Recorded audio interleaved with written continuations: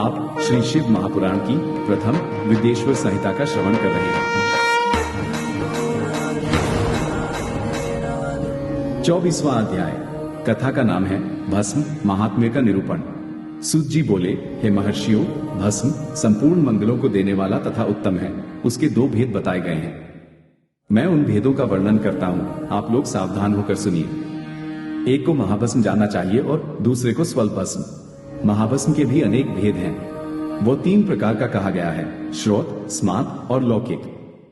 स्वल्प भस्म के भी बहुत से भेदों का वर्णन किया गया है। श्रोत और स्मार्त भस्म को केवल द्विजों के ही उपयोग में आने के योग्य कहा गया है। तीसरा, जो लौकिक भस्म है, वह अन्य लोगों के भी उपयोग में आ सकता है। श्रेष्ठ महर्षियों ने यह बताया है कि द्विजों को वैदिक मंत्र के उच्चारण पूर्वक भस्म धारण करना चाहिए। दूसरे लोगों के लिए बिना मंत्र के ही केवल धारण करने का विधान है। जले हुए गोबर से उत्पन्न होने वाला भस्म आग्नेय कहलाता है। हे महामुने, वह भी त्रिपुंड का द्रव्य है, ऐसा कहा गया है। अग्निहोत्र से उत्पन्न हुए भस्म का भी मनीषी पुरुषों को संग्रह करना चाहिए। अन्य यज्ञ से प्रकट हुआ भस्म भी त्रिपुंड धारण के काम में आ सकता है। जाबालोपनिषद में आए हुए अग्नि इत्यादि 7 मंत्रों द्वारा जल मिश्रित भस्म से धूलन, विभिन्न अंगों में मर्दन या लेपन करना चाहिए।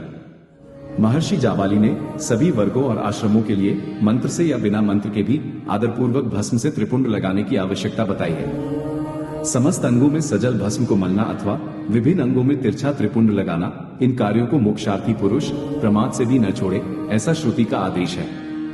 भगवान शिव और विष्णु ने भी तिर्यक त्रिपुंड धारण किया है। अन्य देवियों सहित भगवती उमा और लक्ष्मी देवी ने भी वाणी द्वारा इसकी प्रशंसा की है।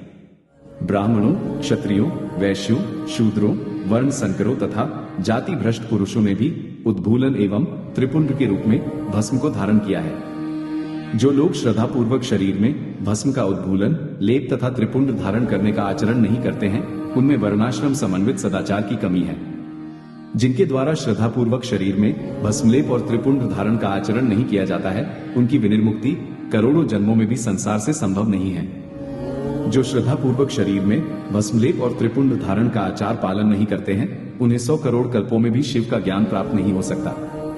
जो श्रद्धा पूर्वक भस्मलेप तथा त्रिपुंड धारण नहीं करते हैं, वे महापातकों से युक्त हो जाते हैं, ऐसा शास्त्रों का निर्णय है। जो श्रद्धा पूर्वक भस्मोधूलन और त्रिपुंड धारण नहीं करते हैं, उन लोगों का संपूर्ण आचरण विपरीत फल प्रदान करने वाला हो जाता है। हे मुनियों, जो महापातकों से युक्त और समस्त प्राणियों से द्वेष करने वाले हैं, वे ही त्रिपुंड धारण तथा भस्मोधूल से अत्यधिक द्वेष करते हैं। जो आत्मज्ञानी मनुष्य शिवाग्नि अग्निहोत्र का कार्य करके त्रयायुषय जमदग्नि इस मंत्र से भस्म का मात्र स्पर्श ही कर लेता है, वो समस्त पापों से मुक्त हो जाता है। जो मनुष्य तीनों संध्या कालों में श्वेत भस्म के द्वारा त्रिपुंड धारण करता है, वह समस्त पापों से मुक्त होकर शिव सानिध्य का आनंद भोगता है। जो व्यक्ति श्वेत भस्म से अपने मस्तक पर त्रिपुंड धारण करता है, वह अनादि भूत लोकों को प्राप्त कर अमर हो जाता है। बिना भस्म स्नान किए षडक्षर ओम नमः शिवाय मंत्र का जप नहीं करना चाहिए। विधि पूर्वक भस्म से त्रिपुंड धारण करके ही इसका जप करना चाहिए। दयाहीन, अधम, महापापों से युक्त, उपपापों से युक्त, मूर्ख अथवा पतित व्यक्ति भी जिस देश में नित्य भस्म धारण करते रहते हैं, वह देश सदैव संपूर्ण तीर्थों और यज्ञों से परिपूर्ण ही रहता है। त्रिपुंड धारण करने वाला पापी जीव भी समस्त देवों और असुरों के द्वारा पूज्य है। यदि पुण्यात्मा त्रिपुंड से युक्त है, तो उसके लिए कहना ही क्या। भस्म धारण करने वाला शिवज्ञानी जिस देश में स्वेच्छा चला जाता है, उस देश में समस्त तीर्थ आ जाते हैं। इस विषय में और अधिक क्या कहा जाए। विद्वानों को सदैव भस्म धारण करना चाहिए एवं लिंगार्चन करके षडक्षर मंत्र का जप करना चाहिए। ब्रह्मा, विष्णु, रुद्र, मुनिगण और देवताओं के द्वारा भी भस्म धारण करने के महत्व का वर्णन किया जाना संभव नहीं है। जिसने अपने वर्ण तथा आश्रम धर्म से संबंधित आचार तथा क्रियाएं लुप्त कर दी हैं, यदि वह भी त्रिपुंड धारण करता है, तो समस्त पापों से मुक्त हो जाता है। जो भस्म धारण करने वाले को त्याग कर धार्मिक कृत्य करते हैं, उनको करोड़ों जन्म लेने पर भी संसार से मुक्ति प्राप्त नहीं हो पाती है। जिस ब्राह्मण ने भस्म से अपने सिर पर त्रिपुंड धारण कर लिया है, उसने मानो गुरु से सब कुछ पढ़ लिया है और सभी धार्मिक अनुष्ठान कर लिए हैं। जो मनुष्य भस्म धारण करने वाले को देखकर उसे कष्ट देते हैं, वे निश्चित ही चांडाल से उत्पन्न हुए हैं, ऐसा विद्वानों को जानना चाहिए। भक्तिपरायण ब्राह्मण और क्षत्रिय को मानस्तों के तनिए इस मंत्र से अभिमंत्रित भस्म को शास्त्र सम्मत कहे गए अंगों पर धारण करना चाहिए। वैश्य त्रयंबकम यजामहे इस मंत्र से और शूद्र शिवाय नमः इस पंचाक्षर मंत्र से भस्म को अभिमंत्रित कर धारण करें। विधवा स्त्रियों के लिए भस्म धारण की विधि शूद्रों के समान कही गई है।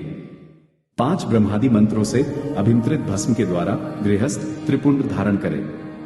अघोर, ईशान, तत्पुरुष, सद्योजात, वामदेव के मंत्र ही पंच ब्रह्म के ध्यान हैं। ब्रह्मचारी त्रयंबकम यजामहे इस मंत्र से भस्म को अभिमंत्रित करके और वानप्रस्थी अघोरे भयो इस मंत्र से भस्म को अभिमंत्रित करके त्रिपुंड धारण करें। किंतु यति सन्यासी प्रणव के मंत्र से भस्म को अभिमंत्रित करके त्रिपुंड धारण करे। जो वर्णाश्रम धर्म से परे है वह शिवोहम इस भावना से नित्य त्रिपुंड धारण करे, और जो शिव योगी है वह ईशान सर्वविद्या नाम इस भावना को करता हुआ त्रिपुंड धारण करे। सभी वर्णों के द्वारा भस्म धारण करने के इस उत्तम कार्य को नहीं छोड़ना चाहिए। अन्य जीवों को भी सदा भस्म धारण करना चाहिए, ऐसा भगवान शिव का आदेश है। भस्म स्नान करने से जितने कण शरीर में प्रवेश करते हैं उतने ही शिवलिंगों को वह धारक अपने शरीर में धारण करता है। ब्राह्मण, क्षत्रिय, वैश्य, शूद्र, वर्ण संकर, स्त्री, सधवा, विधवा, बालक, पाखंडी, ब्रह्मचारी, गृहस्थ, वानप्रस्थी, सन्यासी, व्रती और सन्यासिनी स्त्रियां ये सभी भस्म के त्रिपुंड धारण के प्रभाव के द्वारा मुक्त हो जाते हैं, इसमें संशय नहीं है। जैसे ज्ञानवश या अज्ञानवश धारण की गई अग्नि सबको समान रूप से जलाती है, वैसे ही ज्ञान या अज्ञानवश धारण किया गया भस्म भी समान रूप से सभी मनुष्यों को पवित्र करता है। भस्म तथा रुद्राक्ष धारण के बिना जल अथवा अन्न को अंशमात्र भी नहीं खाना चाहिए। गृहस्थ, वानप्रस्थ, सन्यासी और वर्णसंकर जाति का व्यक्ति यदि भस्म एवं रुद्राक्ष को धारण किए बिना भोजन करता है तो वह मात्र पाप ही खाता है और नरक की ओर प्रस्थान करता है। ऐसे समय में उक्त वर्णधर्मों का वह व्यक्ति गायत्री मंत्र के जप से तथा यति, सन्यासी मुख्य प्रणव मंत्र के जप से प्रायश्चित करके मुक्ति प्राप्त कर सकता है। जो त्रिपुंड की निंदा करते हैं वे साक्षात शिव की ही निंदा करते हैं, और जो त्रिपुंड को धारण करते हैं वे साक्षात उन्हीं शिव को ही धारण करते हैं। भस्म रहित भाल को धिक्कार है, शिवालय शिव मंदिर रहित ग्राम को धिक्कार है, शिवार्चन से रहित जन्म को धिक्कार है और शिव ज्ञान रहित विद्या को धिक्कार है। जो लोग तीनों लोकों के आधार स्वरूप महेश्वर भगवान शिव की निंदा करते हैं और त्रिपुंड धारण करने वाले की निंदा करते हैं, उनको तो देखने से ही पाप लगता है। वे वर्णसंकर, सुअर, असुर, खर, गधा, श्वान, कुत्ता, क्रोष्टु, सियार तथा कीड़े मकोड़े के समान ही उत्पन्न होते हैं, और उन नरकगामी व्यक्तियों का ये जन्म मात्र पाप करने के लिए ही होता है। भगवान शिव की तथा त्रिपुंड धारण करने वाले उनके भक्तों की जो निंदा करते हैं उन्हें रात में देखने पर चंद्रमा के दर्शन से और दिन में देखने पर सूर्य के दर्शन से शुद्धि प्राप्त होती है। मात्र इतना ही नहीं, स्वप्न में भी उन्हें देखने से पाप लगता है। अतः स्वप्न में जो उन्हें देखे उसको अपनी शुद्धि के लिए श्रुति में कहे गए रुद्र सूक्त का आदर पूर्वक पाठ करना चाहिए, तभी उससे छुटकारा मिल सकता है। उनसे बात करने से नरक होता है, उस नरक से मुक्ति प्राप्त करना असंभव है। जो भस्म त्रिपुंड आदि धारण करने वाले पुरुष की निंदा करते हैं वे निश्चित ही मूर्ख हैं। हे मुने, तांत्रिक ऊर्ध्व त्रिपुंड धारण करने वाले तथा तपाए हुए चक्र आदि चिन्हों को धारण करने वाले इस शिव यज्ञ के अधिकारी नहीं हैं, वे इस यज्ञ से बहिष्कृत हैं। बृहज्जाबालोपनिषद में कहे गए वे लोग ही उस यज्ञ में अधिकारी हैं। प्रयत्न पूर्वक उन्हें शिव यज्ञ के कार्य में सम्मिलित करना चाहिए। उन्हें भस्म लगाना चाहिए। विभूति का चंदन से या चंदन में विभूति का मिश्रण कर बनाए गए मिश्रित भस्म से मस्तक पर त्रिपुंड धारण करना चाहिए। कुछ भी हो, मस्तक पर विभूति धारण करना आवश्यक है। यदि बुद्धि नहीं है तो भी यह करना सदा लोगों के लिए आवश्यक ही है। ब्रह्मचारिणी, सधवा तथा विधवा स्त्रियों और ब्राह्मणादि द्विजों को केश पर्यंत भस्म धारण करना चाहिए। इसी प्रकार ब्रह्मचर्यादि आश्रम वालों को भी स्वच्छ विभूति धारण करना उचित है, क्योंकि विभूति मोक्ष देने वाली और समस्त पापों का नाश करने वाली है। जो भस्म द्वारा विधिपूर्वक त्रिपुंड धारण करता है वह ब्रह्महत्यादि महापातक समूहों और उच्छिष्ट अन्न आदि भक्षण उपपातकों से मुक्त हो जाता है। ब्रह्मचारी, गृहस्थ, वानप्रस्थी और सन्यासी ये चारों आश्रम, ब्राह्मण, क्षत्रिय, वैश्य, शूद्र तथा अन्य वर्ण संकर ये चारों वर्ण और उपवर्ण के लोग, पतित अथवा नीच मनुष्य भी विधिपूर्वक शरीर पर भस्म, उद्धूलन और त्रिपुंड धारण करके शुद्ध हो जाते हैं, क्योंकि सम्यक रूप से धारण की गई भस्म से तत्काल ही पाप राशि से मुक्ति प्राप्त हो जाती है। भस्म धारण करने वाला व्यक्ति विशेष रूप से स्त्री हत्या, गोहत्या, वीर हत्या और अश्वहत्या आदि पापों से मुक्त हो जाता है, इसमें संशय नहीं है। दूसरे के द्रव्य का अपहरण, पराई स्त्री का अभिमर्शन, दूसरे की निंदा, पराये खेत का अपहरण, दूसरे को कष्ट देना, फसल और बाग आदि का अपहरण, घर फूंकना, जलाना आदि कर्म, नीचों से गाय, सोना, भैंस, तिल, कंबल, वस्त्र, अन्न, धान्य तथा जल आदि का परिग्रह, दास, मछुआरा, वेश्या, मतुंगी, चांडाली, शूद्रा, नटी, रजस्वला, कन्या और विधवा स्त्रियों से मैथुन, मांस, चर्म, रस तथा नमक का विक्रय, पैशुनी, चुगली और अस्पष्ट बात, असत्य गवाही आदि देना, इस प्रकार से अन्य असंख्य विभिन्न प्रकार के पाप त्रिपुंड धारण करने के प्रभाव से तत्काल ही नष्ट हो जाते। भगवान शिव के द्रव्य का अपहरण और जहां कहीं शिव की निंदा करने वाला तथा शिव के भक्तों की निंदा करने वाला व्यक्ति प्रायश्चित करने पर भी शुद्ध नहीं होता है। जिसने शरीर पर रुद्राक्ष और मस्तक पर त्रिपुंड धारण किया है, ऐसा मनुष्य यदि चांडाल भी है तो भी वो सभी वर्णों में श्रेष्ठतम और संपूज्य है। जो मस्तक पर त्रिपुंड धारण करता है वह इस संसार में जितने भी तीर्थ हैं और गंगा आदि जितनी नदियां हैं, उन सब में स्नान किए हुए के समान पुण्यफल प्राप्त करने वाला होता है। पंचाक्षर मंत्र से लेकर 7 करोड़ महामंत्र और अन्य करोड़ों मंत्र शिव कैवल्य को प्रदान करने वाले होते हैं। हे मुने, विष्णु आदि देवताओं के लिए प्रतिपादित अन्य जो मंत्र हैं वे सभी सुखों को देने वाले हैं। जो त्रिपुंड धारण करता है उसके वश में वे सब मंत्र स्वतः ही हो जाते हैं। त्रिपुंड धारण करने वाला मनुष्य अपने वंश और गोत्र में उत्पन्न हजारों पूर्वजों का और भविष्य में उत्पन्न होने वाली हजारों संतानों का उद्धार करता है। जो त्रिपुंड धारण करता है उसे इस लोक में रोग रहित दीर्घ आयु प्राप्त होती है और वह संपूर्ण भोगों का उपभोग करके जीवन के अंतिम समय में सुखपूर्वक ही मृत्यु को प्राप्त करता है। वो मृत्यु के पश्चात अणिमा, महिमा आदि 8 ऐश्वर्यों और सद्गुणों से युक्त दिव्य शरीर वाले शिव को प्राप्त करता है और दिव्यलोक के देवों से सेवित दिव्य विमान पर चढ़कर शिवलोक को जाता है। वहां पर वो सभी विद्याधरों और महापराक्रमी गंधर्वों, इंद्रादि लोकपालों के लोकों में क्रमशः जाकर बहुत से भोगों का उपभोग करता हुआ प्रजापतियों के पदों तथा ब्रह्मा के पद पर आसीन होकर वहां दिव्यलोक की सैकड़ों कन्याओं के साथ आनंदित होता है। वो उस लोक में ब्रह्मा की आयु के बराबर आयु को प्राप्त कर अनेक सुखों का भोग करके विष्णु लोक को जाता है और ब्रह्मा के 100 वर्षों तक सुखों का भोग प्राप्त करता है। तदनंतर वो शिवलोक को जाकर इच्छानुकूल अक्षय कामनाओं को प्राप्त कर शिव का सानिध्य प्राप्त कर लेता है, इसमें संदेह नहीं है। सभी उपनिषदों के सार को बार बार सम्यक रूप से देखकर यही निर्णय लिया गया है कि त्रिपुंड धारण करना ही परम श्रेष्ठ है।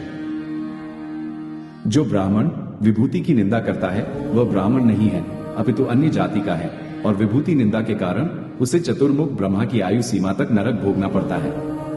श्राद्ध, यज्ञ, जप, होम, बलि, वैश्वदेव और देव पूजन के समय जो पूतात्मा मनुष्य त्रिपुंड धारण करता है वह मृत्यु को भी जीत लेता है। मल त्याग करने पर शुद्धि के लिए जल स्नान किया जाता है, भस्म स्नान करने पर सदा पवित्रता आती है, मंत्र स्नान पाप का हरण करता है और ज्ञान रूपी जल में अवगाहन करने पर परम पद की प्राप्ति होती है। समस्त तीर्थों में स्नान करने से जो पुण्य और फल प्राप्त होता है वह फल भस्म स्नान करने वाले को प्राप्त हो जाता है। भस्म स्नान ही परम श्रेष्ठ तीर्थ है जो प्रतिदिन गंगा तीर्थ स्नान के समान है। भस्म तो भस्म रूपी साक्षात शिव है जो त्रैलोक्य को पवित्र करने वाला है। बिना त्रिपुंड धारण किए हुए जो ब्राह्मण स्नान, ध्यान, दान और जप आदि अनुष्ठान कर्म करता है वो न तो स्नान है, न ध्यान है, न दान है और न जप आदि अन्य अनुष्ठित कर्म ही है। वानप्रस्थ, कन्या और दीक्षा रहित मनुष्यों को मध्याह्न के पूर्व ही जल से युक्त त्रिपुंड धारण करना चाहिए, किंतु मध्याह्न के पश्चात जल रहित भस्म से त्रिपुंड धारण करना उचित है। इस प्रकार श्रद्धा पूर्वक दृढ़ निश्चय वाला जो व्यक्ति नित्य त्रिपुंड धारण करता है उसे ही शिव भक्त जानना चाहिए। उसी को भुक्ति तथा मुक्ति भी प्राप्त होती है। जिसके अंग पर प्रचुर पुण्य देने वाला एक भी रुद्राक्ष नहीं है और वो त्रिपुंड से भी रहित है, उसका जन्म लेना व्यर्थ है। इसके पश्चात भस्म धारण तथा त्रिपुंड की महिमा एवं विधि बताकर सूत जी ने फिर कहा, हे महर्षियों, इस प्रकार मैंने संक्षेप से त्रिपुंड का महात्म्य बताया है। ये समस्त प्राणियों के लिए गोपनीय रहस्य है, अतः आपको भी इसे गुप्त ही रखना चाहिए। मुनिवरों, ललाट आदि सभी निर्दिष्ट स्थानों में जो भस्म से 3 तिरछी रेखाएं बनाई जाती हैं, उन्हीं को विद्वानों ने त्रिपुंड कहा है। भौहों के मध्य भाग से लेकर जहां तक भौहों का अंत है, उतना बड़ा त्रिपुंड ललाट में धारण करना चाहिए। मध्यमा और अनामिका अंगुली से 2 रेखाएं करके बीच में अंगुष्ठ द्वारा प्रतिलोम भाव से की गई रेखा त्रिपुंड कहलाती है। अथवा बीच की 3 अंगुलियों से भस्म लेकर यत्नपूर्वक भक्तिभाव से ललाट में त्रिपुंड धारण करें। त्रिपुंड अत्यंत उत्तम तथा भोग और मोक्ष को देने वाला है। त्रिपुंड की तीनों रेखाओं में से प्रत्येक के 9 देवता हैं जो सभी अंगों में स्थित हैं। मैं उनका परिचय देता हूं, सावधान होकर सुने। हे मुनिवरो, प्रणव का प्रथम अक्षर अकार, गार्हपत्य अग्नि, पृथ्वी, धर्म, रजोगुण, ऋग्वेद, क्रियाशक्ति, प्रातः सवन तथा महादेव, ये त्रिपुंड की प्रथम रेखा के 9 देवता हैं। ये बात शिव दीक्षा परायण पुरुषों को अच्छी तरह समझ लेनी चाहिए। हे मुनिश्रेष्ठो, प्रणव का दूसरा अक्षर उकार, दक्षिणाग्नि, आकाश, सत्वगुण, यजुर्वेद, माध्यम दिन सवन, इच्छा शक्ति, अंतरात्मा तथा महेश्वर, ये दूसरी रेखा के 9 देवता हैं। ऐसा शिव दीक्षित लोगों को जानना चाहिए। हे मुनिश्रेष्ठो, प्रणव का तीसरा अक्षर मकार, आहवनीय अग्नि, परमात्मा, तमोगुण, द्युलोक, ज्ञान शक्ति, सामवेद, तृतीय सवन तथा शिव, ये तीसरी रेखा के 9 देवता हैं। ऐसा शिव दीक्षित भक्तों को जानना चाहिए। इस प्रकार स्थान देवताओं को उत्तम भक्तिभाव से नित्य नमस्कार करके स्नान आदि से शुद्ध हुआ पुरुष यदि त्रिपुंड धारण करे तो भोग और मोक्ष को भी प्राप्त कर लेता है। हे मुनीश्वरों, ये संपूर्ण अंगों में स्थान देवता बताए गए हैं। अब उनसे संबंधित स्थान बताता हूं। भक्ति पूर्वक सुनिए। 32, 16, 8 अथवा 5 स्थानों में मनुष्य त्रिपुंड का न्यास करे। मस्तक, ललाट, दोनों कान, दोनों नेत्र, दोनों नासिका, मुख, कंठ, दोनों हाथ, दोनों कोहनी, दोनों कलाई, हृदय, दोनों पार्श्वभाग, नाभि, दोनों अंडकोश, दोनों ऊरु, दोनों गुल्फ, दोनों घुटने, दोनों पिंडली और दोनों पैर, ये 32 उत्तम स्थान हैं। इनमें क्रमशः अग्नि, जल, पृथ्वी, वायु, 10 दिक्प्रदेश, 10 दिक्पाल तथा 8 वसुओं का निवास है। धरा, धर, ध्रुव, सोम, आप, अनिल, अनल, प्रत्यूष और प्रभास, ये 8 वसु कहे गए हैं। इन सब का नाम मात्र लेकर इनके स्थानों में विद्वान पुरुष त्रिपुंड धारण करे अथवा एकाग्रचित होकर 16 स्थानों में ही त्रिपुंड धारण करे। मस्तक, ललाट, कंठ, दोनों कंधों, दोनों भुजाओं, दोनों कोहनियों तथा दोनों कलाइयों में, हृदय में, नाभि में, दोनों पसलियों में तथा पृष्ठभाग में त्रिपुंड लगाकर वहां दोनों अश्विनी कुमारों शिव, शक्ति, रुद्र, ईश तथा नारद का और वामा आदि 9 शक्तियों का पूजन करें। ये सब मिलकर 16 देवता हैं।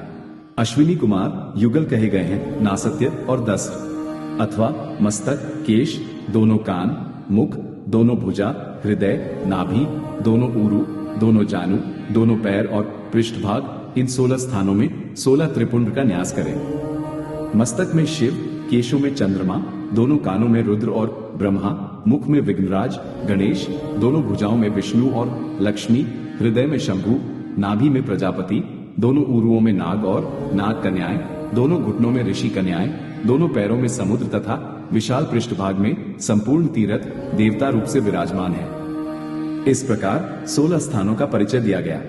अब 8 स्थान बताए जा रहे हैं। गुह्य स्थान ललाट, परम उत्तम, कर्ण युगल, दोनों कंधे, हृदय और नाभि, ये 8 स्थान हैं। इनमें ब्रह्मा तथा सप्तर्षि, ये 8 देवता बताए गए हैं। हे मुनीश्वरों, भस्म के स्थान को जानने वाले विद्वानों ने इस तरह 8 स्थानों का परिचय दिया है। अथवा मस्तक, दोनों भुजाएं, हृदय और नाभि, इन 5 स्थानों को भस्मवेता पुरुषों ने भस्म धारण के योग्य बताया है। यथा संभव देश, काल आदि की अपेक्षा रखते हुए उद्धूलन, भस्म को अभिमंत्रित करना और जल में मिलाना आदि कार्य करे। यदि उद्धूलन में भी असमर्थ हो तो त्रिपुंड आदि लगाए। त्रिनेत्रधारी, तीनों गुणों के आधार तथा तीनों देवताओं के जनक भगवान शिव का स्मरण करते हुए नमः शिवाय कहकर ललाट में त्रिपुंड लगाए। ईशाभ्य नमः ऐसा कहकर दोनों पार्श्व भागों में त्रिपुंड धारण करे। बीजाभ्य नमः ये बोलकर दोनों प्रकोष्ठों में भस्म लगाए। पितृभ्य नमः कहकर नीचे के अंग में, उमेशाभ्य नमः कहकर ऊपर के अंग में तथा भीमाय नमः कहकर पीठ में और सिर के पिछले भाग में त्रिपुंड लगाना चाहिए। इस प्रकार श्री शिव महापुराण के प्रथम विदेश्वर संहिता के साध्य साधन खंड में भस्म धारण वर्णन नामक 24वां अध्याय पूर्ण हुआ।